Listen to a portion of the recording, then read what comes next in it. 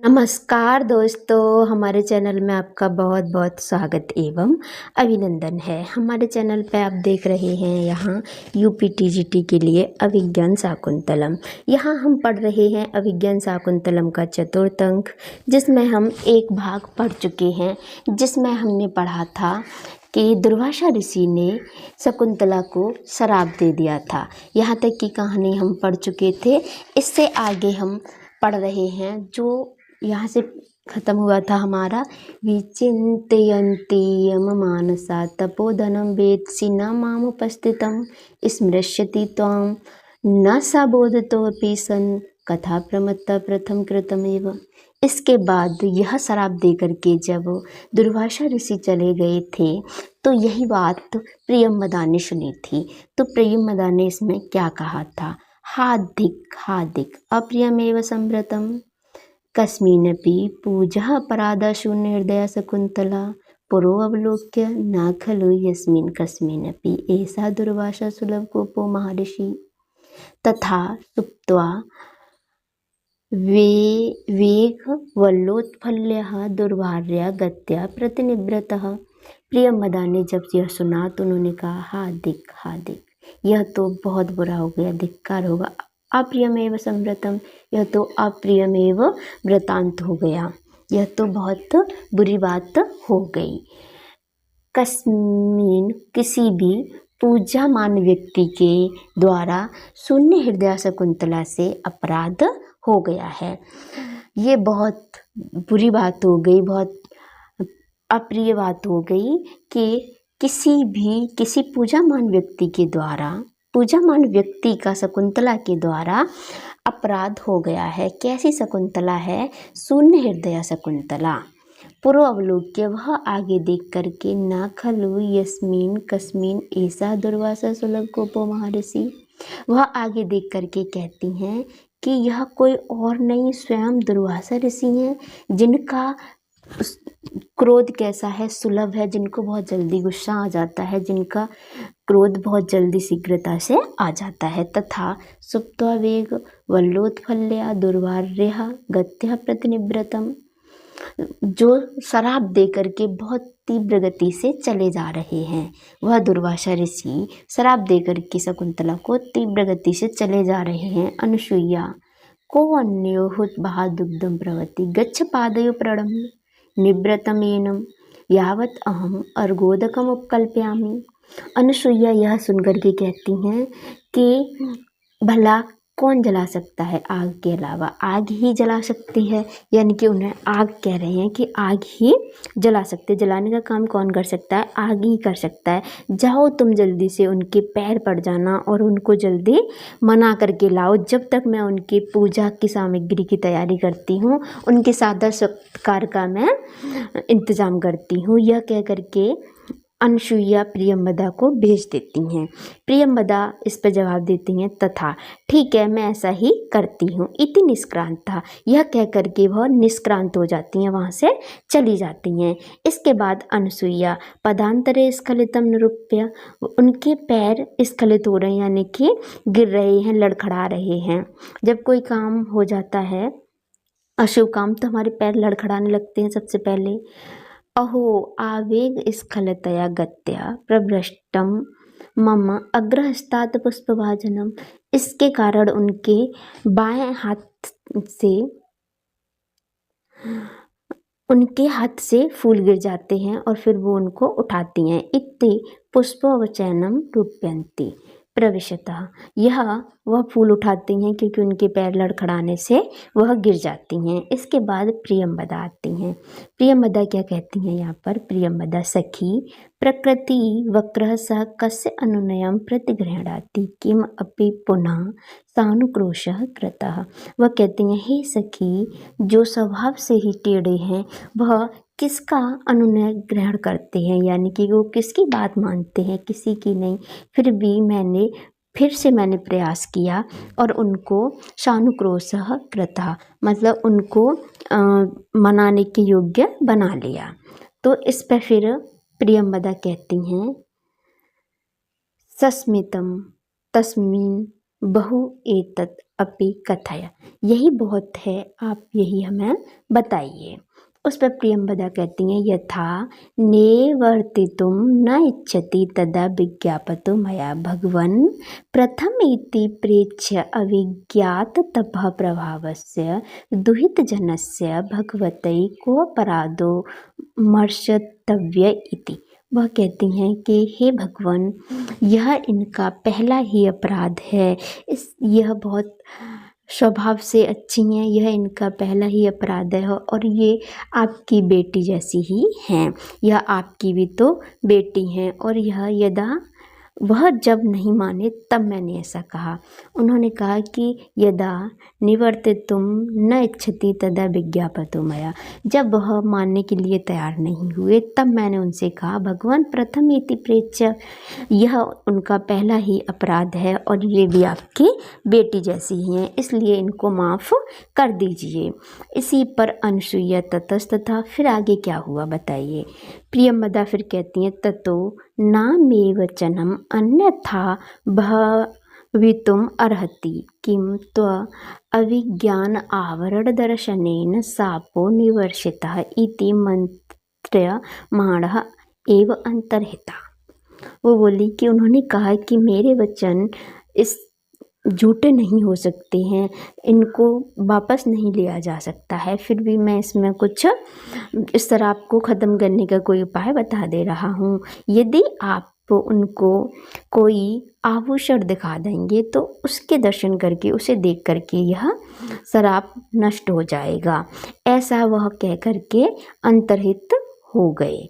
उसके बाद अनसुईया, शक्य इदानीम एव आश्विस्तम अस्ति। ठीक है, अब मुझे थोड़ी सांस आई। तेन राजऋषिणः संप्रस्थितेन स्वनामधेय अंकितमङ्गुलीयकं स्मरणीयम् इति स्वयं विनिधा तस्मिन् स्वाधीनोपायः शकुंतला भविष्यति।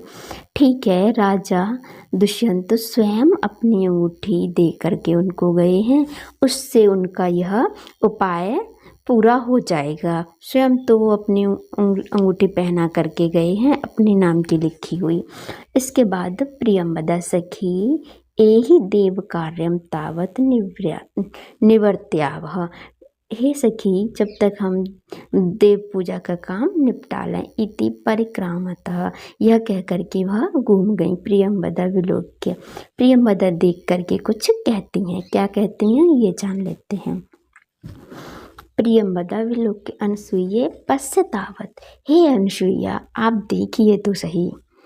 वामहस्तो परहितवदना आलिखितेव प्रिय सखी भर्तृगत्या चिन्त्यमानापि न येषां विवायति किं पुनरागंतुकम। हे सखी, जो हमारी प्रिय सखी है, बाएं हाथ को अपने गाल पर रख करके ऐसे बैठी है जैसे कि कोई चित्र बना हुआ हो। इसे अपनी खुद की सुध बुध नहीं है।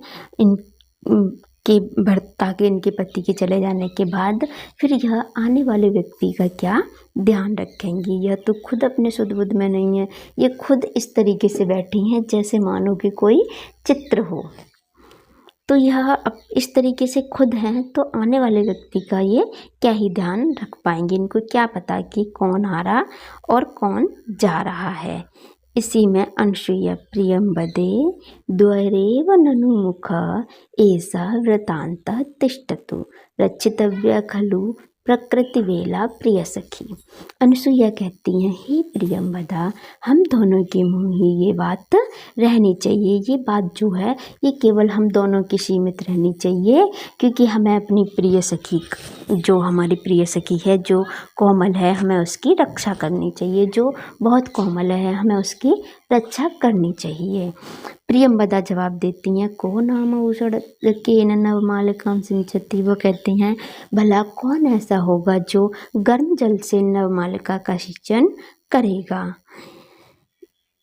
इति उभे निष्क्रांते। यह कह करके दोनों निष्क्रांत हो गई, चली गईं। विस्कंभक तथा प्रविशति सुप्तोत्थितः शिष्यः। उसके बाद प्रवेश होता है सोकर के जगे हुए शिष्य का।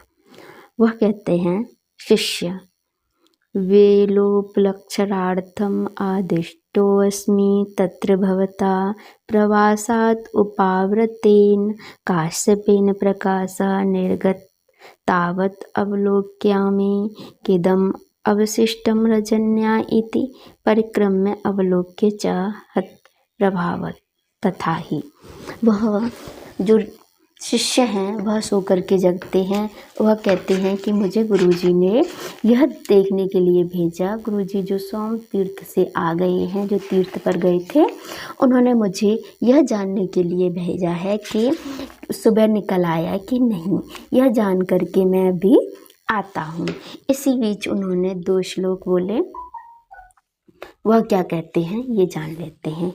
याति रोइको शिखरम पतिरोषधीनाम आविष्कृतोरुणसर एकोरगः तेजोद्वयस्य युगपद व्यसनोदाव्याम लोको नियमतीव आत्मदशांतरेषु।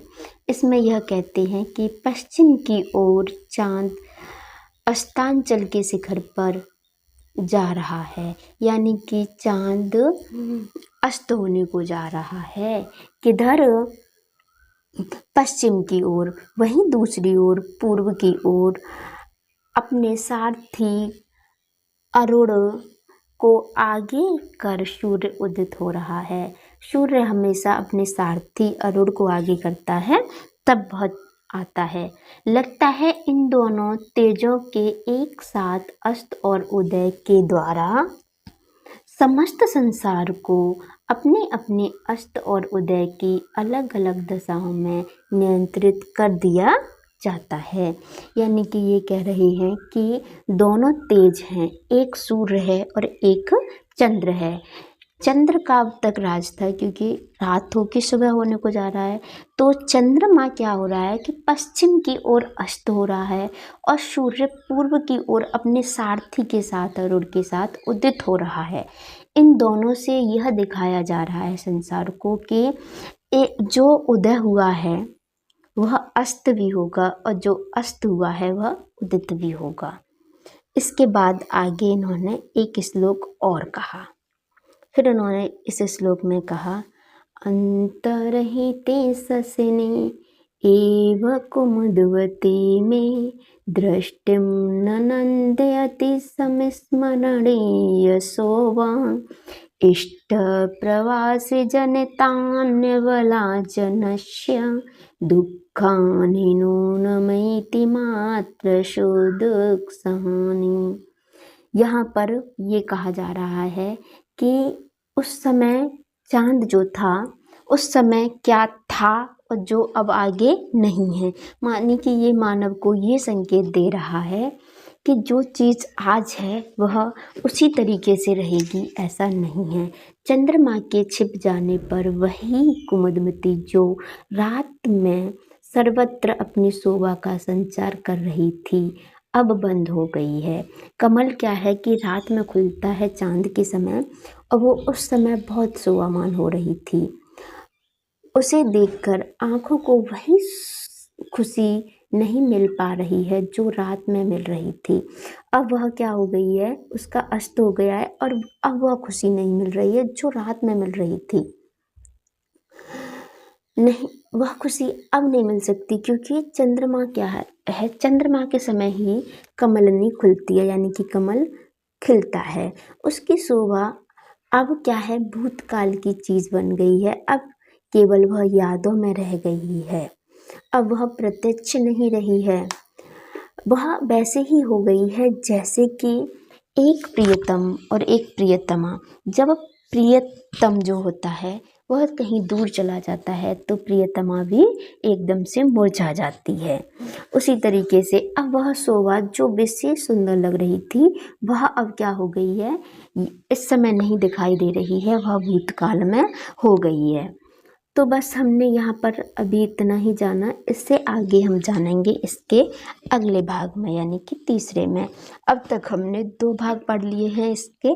इसी तरीके से हम इसे थोड़ा थोड़ा पढ़ेंगे, फिर इसकी प्रमुख सूक्तियाँ पढ़ेंगे, फिर सबका संवाद पढ़ेंगे, जैसे कि अनुसुईया ने क्या संवाद किया है, अनुसुईया की कौन कौन सी पंक्तियाँ हैं, प्रियंवदा की कौन सी हैं, और यहाँ शिष्य की कौन सी हैं, कण्व ऋषि की कौन सी हैं, गौतमी की कौन सी हैं। इस तरीके से हम अलग अलग संवाद को भी पढ़ेंगे। तो ये प्रयास हमारा चल रहा है आपके लिए। तो अभी यहाँ पर हम नमस्कार कहेंगे आपको और अपनी वाणी को यहीं विराम देंगे। नमस्कारः, धन्यवादः।